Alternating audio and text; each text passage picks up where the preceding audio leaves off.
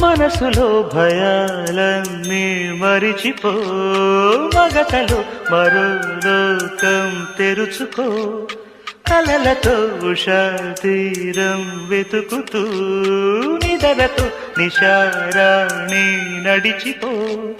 చిటికలోన చిక్కబట్ట కటిక చీకటి కరిగిపోక తప్పదమ్మ ఉదయ కాంతికి.